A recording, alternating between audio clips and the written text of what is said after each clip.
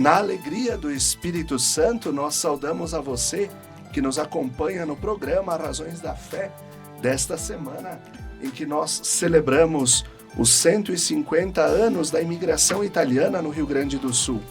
Nossa saudação a você que nos acompanha pela Rádio Miriam Caravaggio, 95.7 FM, nas quartas-feiras, das 8 às 9 da noite, também nesse mesmo horário nas redes sociais, YouTube e Facebook da Diocese de Caxias do Sul, na reprise na Rádio Miriam Caravaggio, aos domingos das 7 às 8 da manhã e depois das 10 às 11 da noite, no Spotify da Rádio Miriam Caravaggio, sempre aos domingos a partir das 9 horas da manhã, e também, é claro, na TV Serra, canal 526 da NET, sempre nas segundas e terças-feiras. Nós te convidamos a se inscrever no canal da Diocese de Caxias do Sul. No YouTube, basta procurar por Diocese de Caxias, ativar o sininho para receber as notificações e tudo que a gente vai publicando ao longo da semana, inclusive o Razões da Fé. Nós, como falava anteriormente, estamos na semana de celebração dos 150 anos da imigração italiana ao Rio Grande do Sul. E o nosso tema de hoje, de geração em geração, a fé dos imigrantes italianos moldou famílias e comunidades. Nós temos aqui o estúdio da Rádio Miriam, está recheado de gente. Então, eu vou apresentando aqui eles e na sequência eles se apresentam também. O João Tonus, graduado em Sociologia e pós-graduado em Gestão de Políticas Culturais, ex-secretário de Cultura de Caxias do Sul, membro e fundador do Grupo Cultural Misericolone. Atualmente ele se dedica à pesquisa e à difusão da cultura e da língua do italiano. Tonus, obrigado pela tua presença. Obrigado pela oportunidade de estar aqui junto com os colegas de luta e com o professor Gerson, que podemos aproveitar muito da presença dele hoje aqui, para nós aprendermos com ele. Muito bem. Nós temos aqui o professor doutor Gelson Leonardo Reck, mestre em Filosofia pela Pontifícia Universidade Católica do Rio Grande do Sul, doutor em Educação pela Universidade Federal de Pelotas, reitor da Universidade de Caxias do Sul, pesquisador e autor de livros sobre a imigração italiana na região. Olá, professor Gelson, também muito obrigado pela presença. Obrigado pela oportunidade. Olá a todos que estão aqui nessa mesa. O Tonus foi generoso nos elogios. Eu também vou aprender bastante aqui e vamos tentar conversar um pouquinho sobre essa temática tão relevante. Obrigado. Muito bom, muito bom. E aqui na sequência vocês vão ver que o estúdio também está cheio de gente vestida a caráter, com trajes típicos italianos. Temos aqui os representantes do grupo Nani, de Cultura e Canções em Italiano. Agradecemos a vocês a presença, então, do Antoninho e da Rosane Tumeleiro, do Luiz Girelli, da Unilda Zanco, a Iracema Comim e a Nair Tonini. E eles já vão dar uma palhinha do que a gente pode considerar o hino da imigração italiana. Obrigado pela presença de vocês. Não, acho que agradecemos.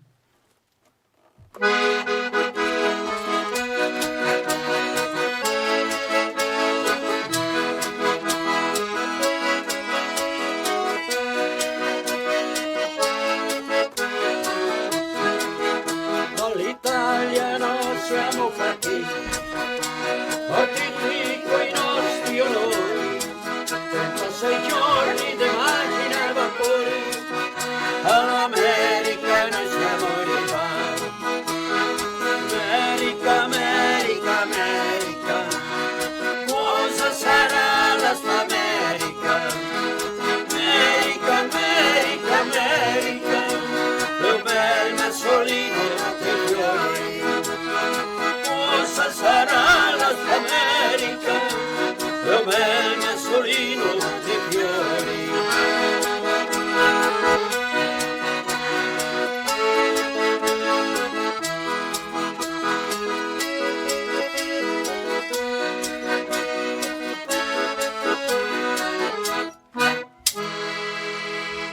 Vocês já sentiram, já acompanharam o clima do nosso programa de hoje, programa de muita alegria. E eu começo com o João Tonus. em que contexto se deu e como aconteceu a imigração italiana? Por que os imigrantes vieram para cá? Pois é, parece que os imigrantes, naquela época de hoje, eles continuam a sonhar com dias melhores. E nós Trinoni, os nossos antepassados, eles estavam vivendo na Europa o começo da Revolução Industrial, o surgimento forte da automatização, da produção em série, e com isso o centro da economia se voltou para a produção industrial. Os agricultores que já não tinham boas condições de vida pioraram muito as suas condições. É preciso dizer que existia o trabalho de meeiros, não havia propriedade dos agricultores, eles trabalhavam com o Iparoni, e aí eles foram perdendo cada vez mais os seus ganhos. E os próprios artesãos, que também tinham artesãos que trabalhavam com isso, foram perdendo o espaço para a indústria. E daí veio embora muito agricultor italiano para trabalhar nas colônias e nos cafezais, né? Trabalhar de empregado nos cafezais em São Paulo, a maioria, e uma minoria, que não foram poucos, foram em torno de 100 mil, que vieram aqui em Mesolmato, na Serra Gaúcha. Então, eles vieram embora porque as coisas não iam bem para o lado deles. Claro, daí também teve muita propaganda, dizendo, não, vai para lá, que lá tu vai ficar rico rápido, que tu vai encontrar muita terra para trabalhar, sem problema nenhum, e a terra tu vai ser proprietário. Então, isso atraiu muitas famílias e criou uma mobilização de migrantes para vir embora. Então, é nesse contexto que os nós Trinoni vieram há 150 anos, em busca de dias melhores. Quer dizer, hoje nós podemos dizer, mas nós hoje vivemos numa Serra Gaúcha que tem muito poder, tem riqueza, tem capital, é líder, digamos assim, em várias coisas, tanto em produção como em conhecimento.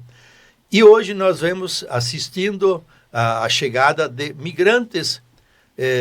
Em Caxias dizem que tem mais de 50 etnias já presentes.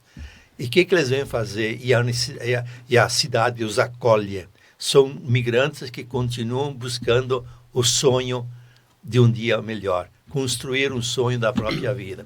Então, a história se repete muito. Em cada fase econômica, em cada situação, em cada país é diferente. Então, para os italianos, digamos assim, o desfecho da sua vida, digamos assim, como pobres colonos que já eram lá, foi a Revolução Industrial, que fez eles realmente terem que migrar muito mais do que antes. Muito bem, muito bem. Professor Gelson, de que maneira a fé ofereceu conforto e esperança aos imigrantes italianos ao enfrentarem os desafios da mudança para o Brasil? Olha, primeiro é bem interessante, exatamente no dia que nós estamos completando 150 anos, nós estamos fazendo este programa e lembrando uma trajetória, como disse o professor Tonus aqui, uma trajetória de luta. Não foi simples nem a decisão para vir, não foi simples a viagem, imaginemos, 150 anos, os meios de transporte, desde a colônia deles, que não eram colonos, porque eram agregados, eram funcionários praticamente das terras, até o porto, não foi simples. Não foi simples depois de chegar aqui, chegar nos portos e avançar pelas matas. Então, o que tinha além da força de trabalho, além da vontade de crescer e melhorar a sua vida? O que suportava tudo isso? Era uma crença religiosa. A maioria dos italianos que imigraram eram de origem italiana, eram de origem católica, de fé católica. Alguns eram até metodistas, outros valdenses, mas a maioria era católica. E o catolicismo foi o elemento, ou a religião foi o elemento, né, na sua versão católica, foi o elemento que deu as condições de suportar o desconhecido. Cosa sarà esta América? O que será essa América? Havia um medo, havia uma paura, e a religiosidade ajudou a vencer tudo isso. Existe uma grande tese nos livros, né, que diz que os imigrantes tinham o elemento mais aglutinador de todos eles, que era a religião. E é uma verdade essa. Todos os textos dos principais autores que estudaram a imigração italiana refletem sobre isso, afirmam que o elemento aglutinador não foi a língua, não foi o trabalho, não foi a cultura italiana que eles já tinham lá, mas foi a religiosidade. Eles nem tiveram padres no início aqui. Os primeiros meses não viram um padre, eles foram ver a primeira missa um ano depois, em 1876. Mas eles tinham uma trajetória religiosa que garantiu a unidade da população, a unidade dos grupos, com as suas práticas que eles reproduziram aqui, mesmo sem a institucionalização da igreja. Então, como eles enfrentaram os desafios da imigração? Com fé. E sim, obviamente, o trabalho. Eles sabiam que vinham trabalhar. Mas a condição para suportar a vida é a esperança e os elementos que a fé te dá. Então, basicamente, é isso que a historiografia trabalha. Muito bem. Aqui entra toda os capitéis, a história dos capitéis, aquilo que depois eles foram fazendo de material, né, justamente para demarcar os seus lugares para rezar, e que depois se tornaram, né, as nossas comunidades, nossas paróquias. João, como a fé era transmitida de geração em geração nas famílias dos imigrantes italianos, e qual a importância dos pais e dos nonos nesse processo? Era uma coisa muito metódica e praticamente invariável. Digamos assim, a história das famílias, fazer a primeira comunhão, por exemplo, né, certo? Quando marcava já uma certa idade mais consciente das crianças. Quer dizer, aquela passagem, eu diria que é quando se fazia uma coisa, no batismo e na crisma, que eram feitos no início, as crianças não tinham domínio do que estava acontecendo. Mas na primeira comunhão elas já tinham domínio. Então, eu me lembro perfeitamente do que significava aquele cerimonial todo de fazer a primeira comunhão, de fazer aprendizado do catecismo e de ter um padrinho e de fazer a primeira comunhão, se confessar. Então, isso a família toda acompanhava muito forte. Quer dizer, era o ato central, digamos, da família, era João ele vai fazer a primeira comunhão. Então, isso era muito, digamos assim, certíssimo, metódico, que não se duvidava das coisas, né? Então, isso era adotado como uma coisa sagrada. Não se fazia uma vírgula fora daquilo. E falando em gerações, quer dizer, naquele tempo, no início dos imigrantes, né, os jovens tinham muita força também nas famílias, porque eles vieram para lá com essa ideia, mas os jovens, eles vieram com o medo, de repente, maior do que dos próprios pais e nonos que estavam com eles. E uma coisa que eu estava vendo a história, por exemplo, de São Romédio, onde eu moro em Caxias, que foi a primeira comunidade de igreja criada em Caxias do Sul. Nós hoje estamos comemorando os 150 anos, porque os milaneses, as 3 famílias, vieram aqui em Nova Milano. Então, o primeiro grupo de imigrantes que subiram a serra foram os milaneses. O segundo grupo que veio foram trentinos e se estabeleceram em Caxias, em São Romédio. Quer dizer, não era no centro, onde tem a catedral hoje, mas foi lá embaixo que eles se estabeleceram, as primeiras famílias. E a primeira comunidade de igreja fundada em Caxias do Sul foi em 1876, no dia de Natal. Quer dizer, as famílias não chegaram em 75, aqueles chegaram em 76, e no dia de Natal, uma menina de 16 anos pronunciou a frase em italiano, que eu agora não sei exatamente como, mas é qua femo la nostra Chiesa, la nostra religião católica. E foi fundada no dia de Natal, na noite de Natal, por uma menina de 16 anos que pronunciou essa frase. Então, o envolvimento era muito grande também dos jovens dentro das igrejas. Hoje a gente tem quase, os jovens não participam dessas coisas, hein? Naquele tempo não, no início era muito forte. Isso se preservou nas famílias italianas, a presença forte da religiosidade, inclusive no jovem e nas crianças. Muito bem, e assim a gente vai agora concluindo o nosso primeiro bloco do Razões da Fé, lembrando que o Razões da Fé tem o patrocínio de trabalhos acústicos, sons que elevam a alma em igrejas e capelas. Confira o nosso trabalho no Instagram, @trabalhosacústicos. E agora, então, América, continuamos com o Grupo Nani.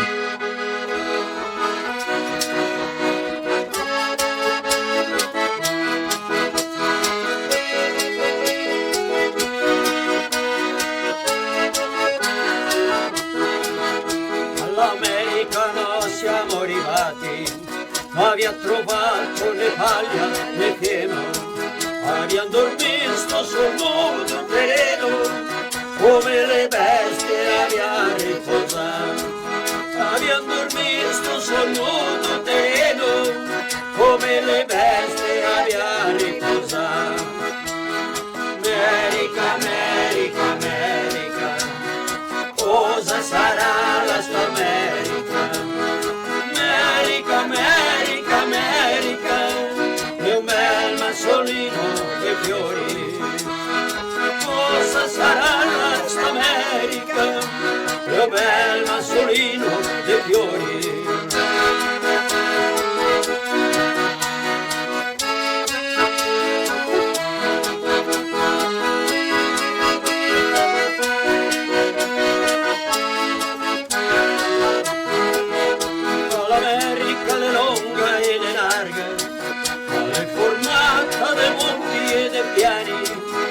Con l'industria dei nostri italiani abbiamo formato paese e città, ma con l'industria dei nostri italiani abbiamo formato paese e città. America, America, America, cosa sarà la sta America? America, America, America, è un bel massolino dei fiori. Cosa sarà la sta America? È un bel massolino dei fiori.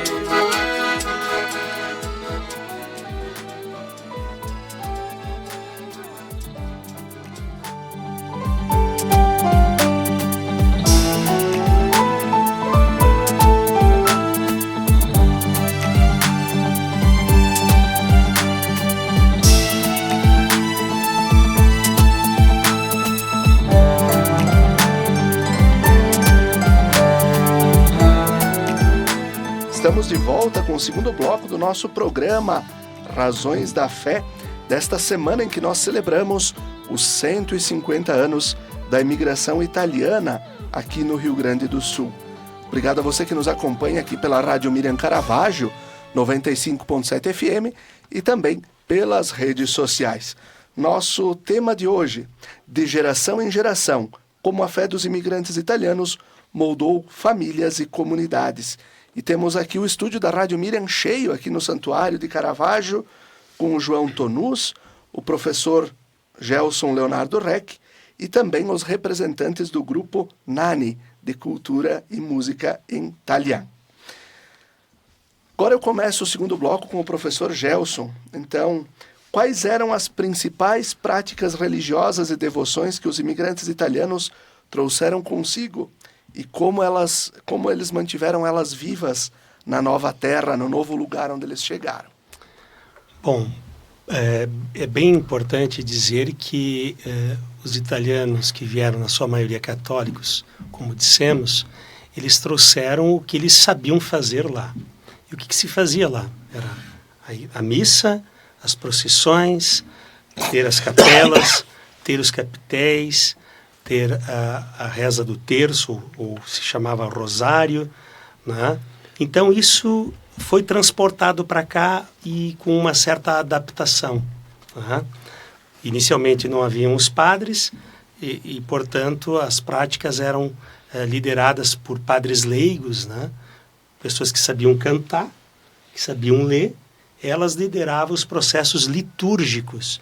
E depois, aos poucos, vão vindo os padres, organizando a comunidade e fazendo, então, as festas do padroeiro, que se repetiam aqui, conforme tinham os seus padroeiros na Itália. Aqui também se reproduz. E aqui há um fenômeno bem interessante, né, Tonus? Todo mundo queria botar na sua comunidade o nome do santo da comunidade que veio, porque eram pessoas de várias comunidades diferentes que acabavam numa mesma linha, numa mesma colônia, e aí tinha até a disputa. Então, as práticas eram as mesmas ou as semelhantes àquelas que eles viviam lá. Mas alguns elementos importantes, né? Eles chegaram, não existia a capela. E iam se ajoelhar onde? Então faziam alguma cruz, né? Ou colocavam uma imagem que trouxeram, uma foto, uma estampa, e ali faziam a sua prática até se institucionalizar, criar a estrutura de igreja. E também é bem interessante, os historiadores refletem isto, veja a dificuldade de se viver naquele tempo com a questão da saúde. Médicos, se não havia padres, muito menos médicos à disposição. E as pessoas morriam, não é verdade? Tanto na viagem como quando chegavam aqui. E o cemitério foi um local de oração dos imigrantes italianos, os primeiros imigrantes. O cemitério, porque era muito sentida a morte de um que veio, e lá no cemitério se fazia oração. O que foi acontecendo, né, de 1875 para cá, obviamente os primeiros 60, 70 anos, 75, vamos colocar até 1950, tudo isso foi sempre muito intenso, mas também de intenso foi se diminuindo. Houve o processo, né, de secularização, o processo de industrialização, de urbanização, das pessoas que saem daquela vida agrária, rural, para o urbano, onde as referências religiosas e as referências da autoridade materna e paterna e da autoridade do padre e da religião daquela pequena comunidade começa a ficar difuso na cidade. Mas mesmo assim, com todo o processo de secularização, né, nós mantivemos muitas práticas até hoje. As procissões, a veneração à Nossa Senhora, por exemplo, desde o começo nós temos essa evidência fortíssima, né? Aqui em Caravaggio, né? Olha. Aqui Caravaggio é um exemplo, né? Os santuários, tudo isso foi se estruturando, mas já veio na mala. Já veio na mala. Aqui algo interessante que eu vou fazer uma complementação ao professor Gelson. A questão, justamente quando ele traz, vieram na mala, os imigrantes trouxeram os pequenos quadrinhos, claro, né? Então, o Natale Faoro trouxe a Nossa Senhora de Caravaggio, que temos aqui no santuário. Em Bento, Santo Antônio quem trouxe foi o padre Giovanni Menegotto, do clero de Pádua, que chega com um pôster, uma estampa de Santo Antônio, e a partir daí se começa a devoção, e hoje, nesse ano, a festa de número 147 em 2025, um ano mais velha do que a Romaria de Caravaggio. Então, são os primeiros passos que se deu também nessa dimensão de celebrar a fé, né? E como, portanto, a fé marcou a trajetória dos imigrantes. Mesmo com o processo de secularização, né, com a entrada de outras religiões, outros cultos, um grande grupo permaneceu. Inclusive, hoje, a estatística do Rio Grande do Sul, Tonus, aponta, no censo de 2022, 68,8% dos gaúchos se declaram católicos. Ou seja, permaneceu esse substrato cristão fortíssimo. E aqui eu sigo com o Tonus nessa mesma levada aqui da pergunta do que ficou, e ao mesmo tempo quando o professor Gelson fala sobre Nossa Senhora de Caravaggio, qual o significado, Tonus, da devoção a Nossa Senhora de Caravaggio para a fé dos imigrantes italianos e dos seus descendentes, né? Então, a marca, digamos assim, da nossa diocese passa muito por aqui. E o começo da sua devoção, digamos assim, né, e que se tornou um movimento de massa, né, foi em busca de que os santos e aí a Nossa Senhora de Caravaggio intercedesse na sua vida cotidiana, resolver o problema de uma seca, né, que era terrível, quer dizer, não existia saídas. E aí, quando o professor Gelson fala na secularização, a secularização trouxe o irrigador, trouxe a maneira de guardar as águas, né? Quer dizer, no início não passava nada por isto, né? E então era confiar realmente no divino, na ajuda dos santos, para resolver questões materiais muito concretas. E Caravaggio nasceu em cima disso. É muito bonito ver, por exemplo, que hoje se faz a bênção dos tratores, né? Das máquinas agrícolas, né? E que fazem parte deste mesmo viés. Quer dizer, é acreditar que uma bênção ajuda também a questão de trabalhar, mesmo em tempos modernos, mas se confia que uma bênção é importante e o pessoal vem para abençoar. Não são nem católicos, às vezes, não são praticantes, com certeza, mas vêm fazer a bênção na máquina, né? Porque esta é crucial, essa tem que ser, tem que trabalhar direito, né? Então eu vejo que a busca da solução de que alguém além do material presente ajude, veio junto desde os primeiros, né? Quando eles foram, né, no meio do mato e aí era olhar a escuridão da mata, olhar o céu e dizer, alguém lá em cima tem que me ajudar, porque aqui embaixo não tem ninguém que me ajuda, né? E depois, nesses eventos, quer dizer, Caravaggio se tornou forte quando começou a necessidade de resolver questões cruciais para um conjunto grande de população, né? Então, isso também é uma marca, digamos assim, de acreditar. E hoje muita gente vem para cá, inclusive os tratoristas, né?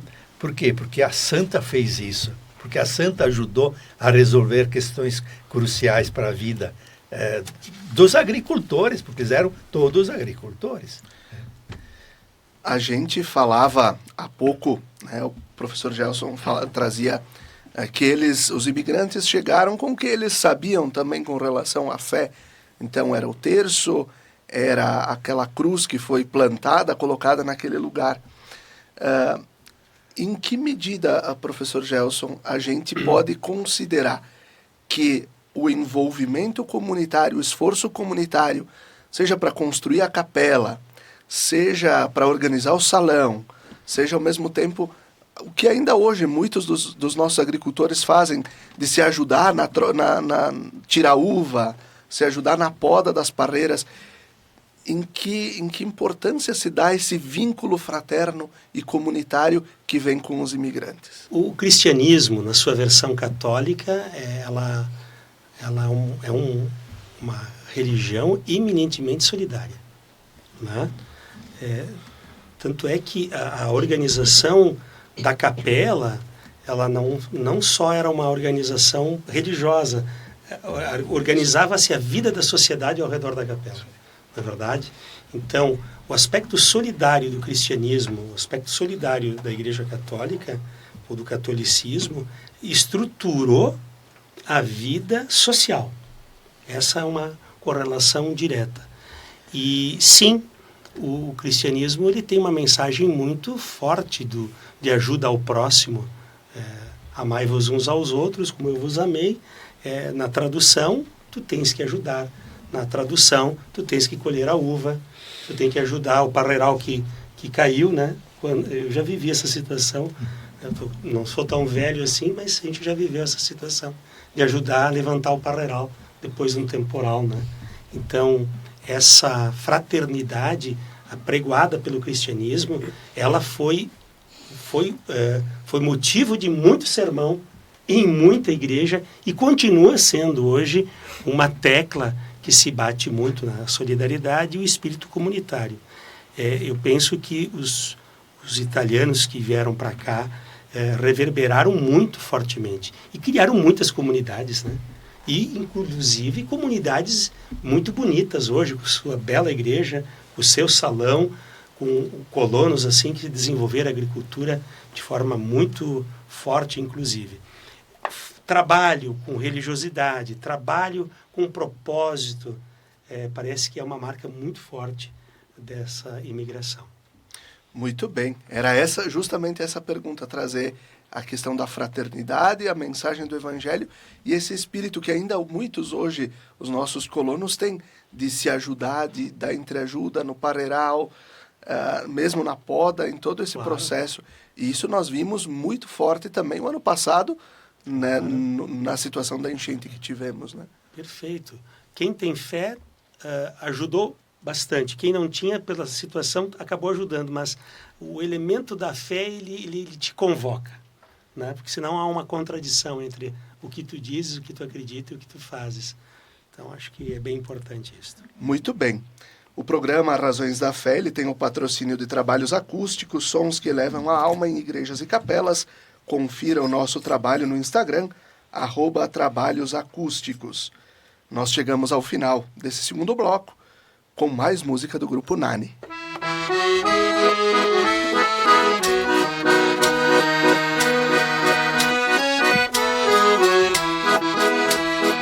O sol se põe, o sino que bate ao som da Ave Maria.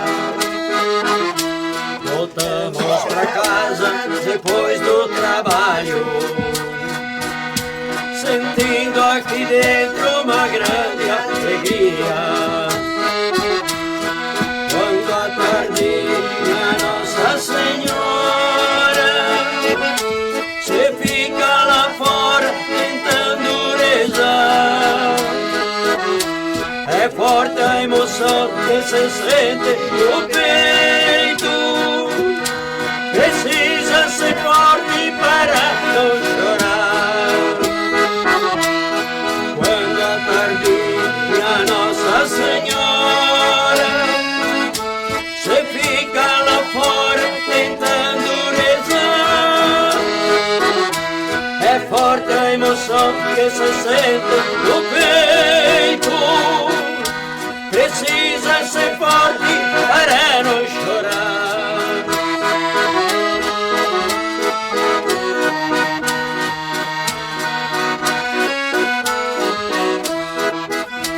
Maria em meus olhos me olha profundo, querendo falar de sua grande missão. Tem gente sofrendo e morrendo de fome, precisa lutar pela libertação. Quando a tardinha Nossa Senhora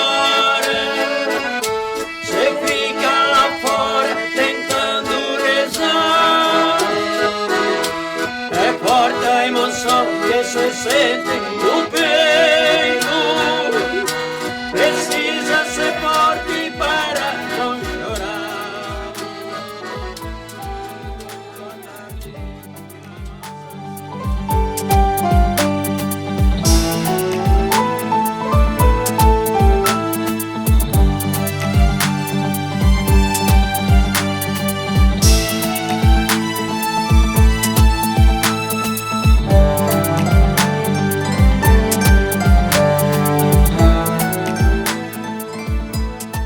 Estamos de volta com o terceiro bloco do nosso programa Razões da Fé, desta semana em que nós comemoramos os 150 anos da imigração italiana aqui no Rio Grande do Sul.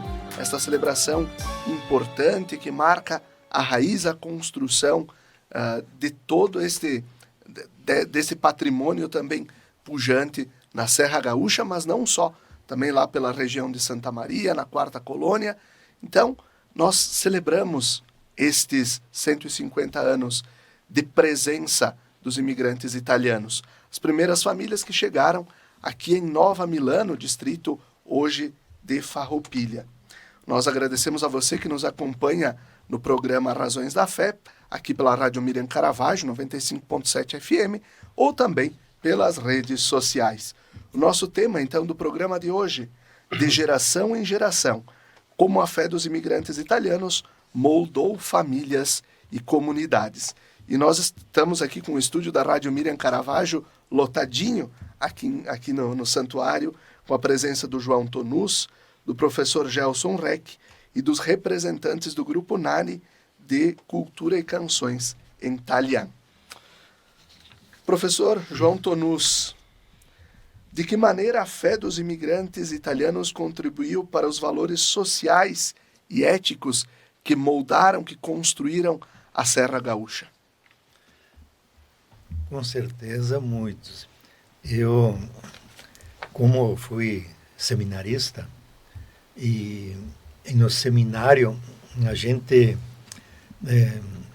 digamos assim, foi recrutado para ser seminarista pelo bispo Dom Benedito Zorzi, no meu caso, e lá em Vista Alegre do Prata, chegou lá quando eu tinha meus 12 anos, chegou lá o bispo e alguns padres.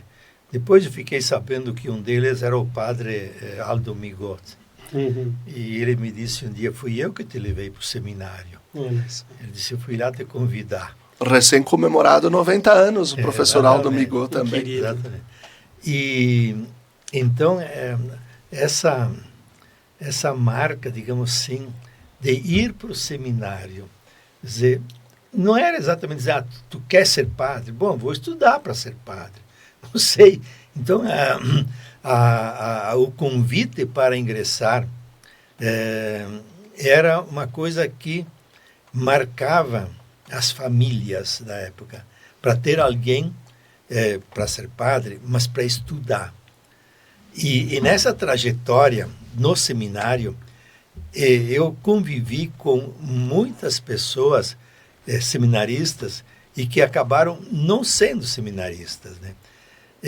Mas o seminário moldou, a partir da ideia da religião, do ensino, e da procura para ser padre, moldou valores de cidadania muito profundos nas pessoas que passaram pelo seminário. Quer dizer, a ideia de se preparar, quer dizer, a ideia de estudar para uma finalidade. E aquela finalidade não foi conseguida no seu totem, digamos assim, né?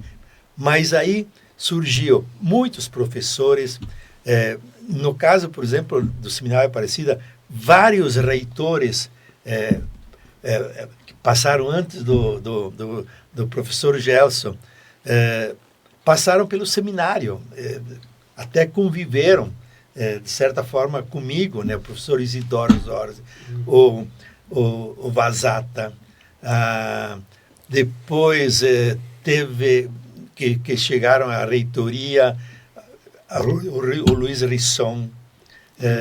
Então, a gente começou a ver um conteúdo de cidadania, de liderança cultural muito forte nessas pessoas que estudaram com a ideia de ser padres. Então, não foram lá para dizer, eu vou ser reitor da universidade, entende, né? Eu vou ser um juiz de direito, eu vou ser alguma coisa. Quer dizer, a formação... Você é o governador do estado, como foi o caso do Sartori. Muitos líderes políticos também saíram. Em Caxias, Mário Vanim foi um seminarista. Meu primeiro voto para vereador foi para ele, porque eu estava no seminário, ele veio fazer campanha, ele já tinha saído, ele veio fazer campanha no seminário para se eleger vereador. Então, essa casa chamada seminário, que visava, acima de tudo, preparar padres e pessoas para testemunhar a vida, digamos assim, na sociedade como um cristão. Não, ele não pegou a Bíblia, ele pegou um outro documento e foi ser reitor. Entende? Então, essa moldura de caráteres e de valores, ela se dá muito em função de ler, de aprender, de ouvir e de se preparar para uma vida religiosa, para ser um condutor desta igreja, né? Então, eu vejo que o grande celeiro, digamos assim, né? E nós estávamos falando antes aqui, lá no Seminário Aparecida, por exemplo, quando construíram o seminário, fizeram ele com bastante espaços laterais, e a nave central ficou meio para depois. Aí a capela e o Salão Nobre, que era o salão onde se fazia teatro, se assistia palestras, quer dizer, era o lugar mais, digamos assim, culto dentro do seminário. E ele era venerado, aquilo era um lugar onde que fazer um teatro grande, o Teatro de Nossa Senhora da Aparecida, não era para todo mundo, né? E cantar, digamos assim, inclusive tocar. Então, lá era um lugar de formação cultural e de formação de valores muito grande. A capela estava em cima, mas embaixo estava o Salão Nobre, um lugar de palestras, um lugar de reflexões, um lugar de encontros culturais. Então, isso era presente na minha vida, né? Então, eu vejo que provavelmente em todas as dioceses, em todos os lugares onde se constituíram seminários de formação, eles acabaram formando muito cidadão para a vida normal dessa sociedade. Acho que esse é um legado.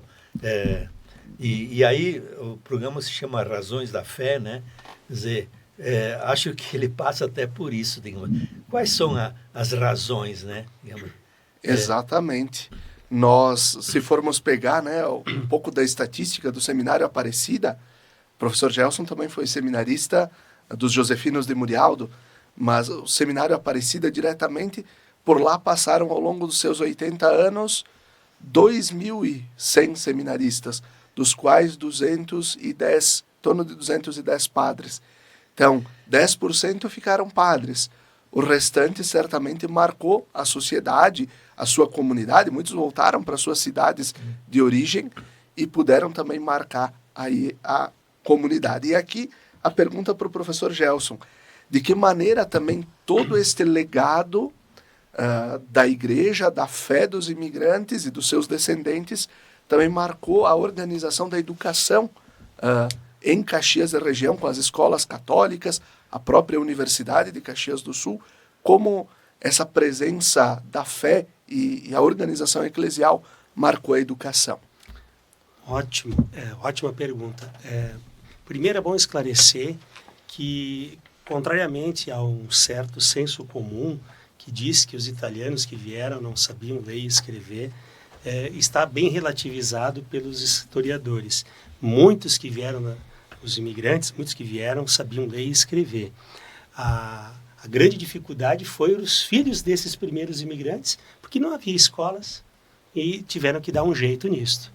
E aí surgiram os professores leigos, aquele que sabia ler e escrever, ensinava a ler, escrever e calcular, E estava bom, né? Até que se estruturasse um sistema educacional entre os imigrantes.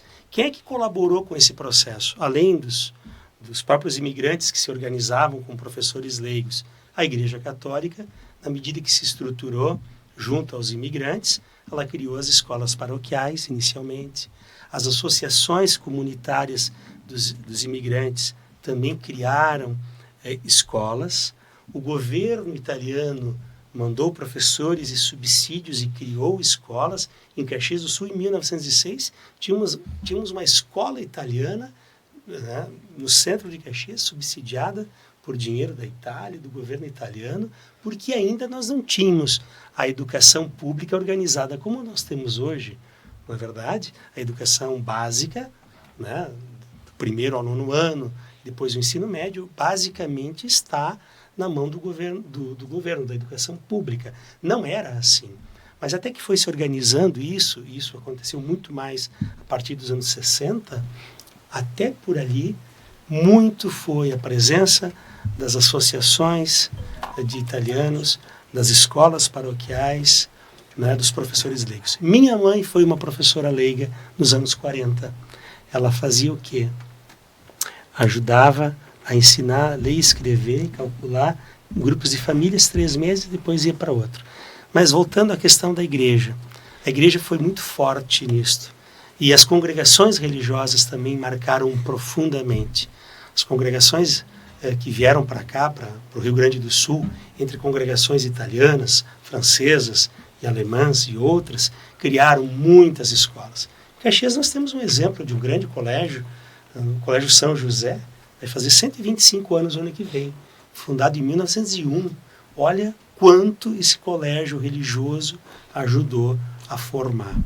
E mais, nos anos 50 e 60, essas congregações formaram grandes universidades, como a Universidade de Caxias do Sul, a PUC, a Universidade Católica de Pelotas, pelos seus bispos, pelos superiores das congregações, e aí nós temos um Estado altamente qualificado do ponto de vista da presença de colégios e do ensino superior de universidades. Em síntese, Luciano, a colaboração da Igreja Católica ela foi decisiva, ela formou líderes, como disse o Tonus, né? E de alguma forma ela também ajudou o próprio processo de secularização na medida que dispôs a ciência, apresentou a ciência para todo mundo, ajudou a criar lideranças e promoveu o conhecimento. Mas isso faz parte do jogo, né? Nós temos que esclarecer as pessoas e as pessoas esclarecidas vão fazer as opções pelo bem. Muito bem.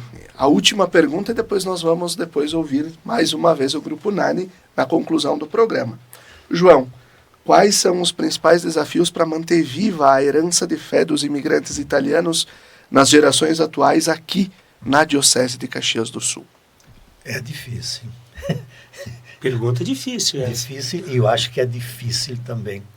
Que solução? Como fazer isto? Eu tenho que olhar para os meus netos, né? Porque a gente tem que dar a liberdade de escolha. Hoje se instituiu isso, é a liberdade de escolha. Quer dizer, a gente não impõe mais nas gerações atuais, tu vais isso, vamos lá, entende, né? Existe uma liberdade desde a escola e nas famílias. E como isso vai se conduzir, eu diria uma grande incógnita, principalmente na época desta revolução tecnológica que nós estamos passando. Não sei se alguém consegue arriscar como fazer isso. Dar liberdade e, ao mesmo tempo, tentar dar um norte. Você procurar dar o norte a partir da sua experiência de vida. Às vezes a gente tem que dizer, olha, eu estou fazendo assim. Se tu quiser seguir meu exemplo, é assim. Agora, não vou te dizer que tu tem que seguir. Certo? Eu estou aí. As gerações, eu acho, hoje estão muito vivendo isso, né? Os pais, principalmente os nonos, ainda têm mais, digamos assim, a ideia, não, tu tem que fazer. Os pais já não tem mais a pregação, digamos assim, da sequência. Isso se perdeu nas gerações. Pelo menos do meu convívio, assim, eu acho que na maioria das comunidades é isso que está se passando. Assim. E também olha, nós estamos aí com recém-eleito um Papa, né? E que ele escolheu a encíclica, que naquele tempo se chamou Rerum Novarum, né? Porque era a época da Revolução Industrial, quando os imigrantes vieram embora. A Revolução Industrial e a Rerum Novarum era uma doutrina social da igreja que procurava ajudar as classes operárias, via como é que ia se portar nesse meio naquele tempo. E hoje, eu vi alguma coisa do novo Papa, né? Que hoje não é a Rerum Novarum daquela época, é a Rerum Novarum da inteligência artificial. A Rerum Digitalis A Rerum agora digital. está... Então, dizer, eu acho que, eu não sei se o nosso Papa tem alguma resposta para ti. Nós terminamos o programa com mais perguntas do que começamos, mas certamente é isso que vai ajudar também quem nos acompanha, quem nos escuta, a refletir um pouco mais sobre o legado, a história e perceber que hoje temos tantas culturas e tanta coisa bonita aqui na nossa região, tantas comunidades hoje que são mantidas, que não tem os imigrantes, não tem descendentes dos imigrantes, mas tem gente de outras culturas que vieram do campo, que vieram de outros lugares e que as comunidades seguem e a gente vai seguindo também o trabalho de evangelização. Que bom é a gente perceber que tem pesquisa sobre isso, como o professor Gelson estava falando agora sobre as congregações religiosas, está fazendo um estudo acerca disso. O professor Tonus resgatando sempre cada vez mais o Talian, que é uma língua reconhecida, e os nossos grupos folclóricos e culturais que não deixam morrer toda essa tradição nas nossas comunidades. O programa Razões da Fé tem o patrocínio de trabalhos acústicos, sons que levam a alma em igrejas e capelas. Confira o nosso trabalho no Instagram, @trabalhosacústicos. Nós agradecemos professor Gelson, professor Tonus, Grupo Nani, pela presença hoje aqui, e nós vamos escutar, né, mais uma canção para concluirmos nosso programa de hoje.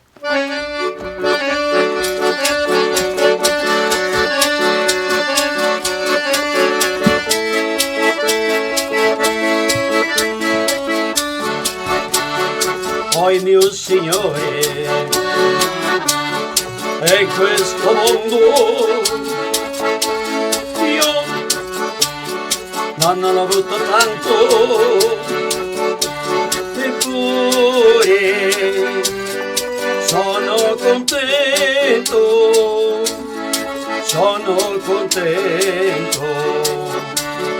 oi mio Signore, io ti ringrazio io cosa che ho avuto, grazie